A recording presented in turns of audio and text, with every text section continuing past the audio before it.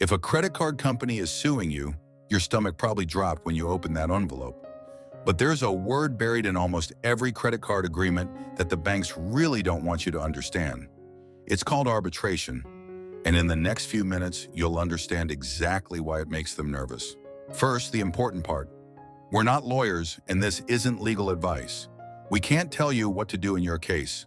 Only a licensed attorney can. This is general, educational information. What we can do is explain how this actually works in plain English so you feel less lost. Let's go. Here's the lay of the land. Being sued is not the same as losing. A lawsuit just means the other side started a case. What you do next is what matters. There's a deadline on your paperwork to respond, usually somewhere around 20 to 30 days, but it varies by state, so read your summons. And here's the most important fact in this whole video. The number one way people lose these cases isn't a weak defense, it's doing nothing and letting the creditor win by default. Silence is exactly what they're counting on. So what is arbitration? Most credit card agreements have a clause that lets a dispute be moved out of regular court and into private arbitration, handled by a neutral organization like the AAA or JAMS instead of a judge. Now, why would that matter to you?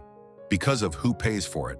Under the consumer rules at these organizations, the company, us not you, generally pays the bulk of the fees. And for a business, that can run into the thousands of dollars, often $4,000 to $8,000 or more. Now think about who's usually suing over old credit card debt. A lot of the time, it's not the original bank. It's a debt buyer who bought your account for pennies on the dollar. Their entire business model is suing cheaply, in bulk, and winning fast when people don't show up. So watch what happens when you force the fight into arbitration. Suddenly, the cheap, easy lawsuit becomes an expensive private case they have to fund. And for a smaller debt, that can simply stop being worth it to them. That's why some of these cases get dropped or dismissed once arbitration is on the table. That's the leverage. Now let's be honest, because anyone promising you a magic button is lying. This doesn't work in every case. A court can deny a request to arbitrate if the clause doesn't apply, if the right was waived, or for other reasons specific to a case. Timing and procedure matter a lot, which is exactly why this is information, not advice. And why, if you can, you talk to an attorney who can look at your actual documents.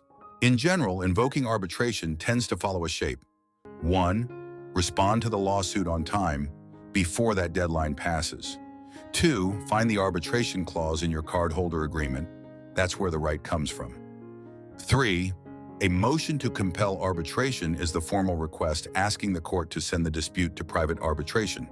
From there, the other side responds, and sometimes the case stalls out entirely. Again, this is general information, not a script for your case. If you want to see how cases like yours generally tend to play out, there's a free tool in the description, a 5-question calculator that gives you general information, and a generator that can build a state-specific motion to compel arbitration. No cost. Start there, breathe, and get your bearings. You are not as powerless as you feel right now, and you can learn this. Subscribe because we break down how this whole system actually works, one piece at a time.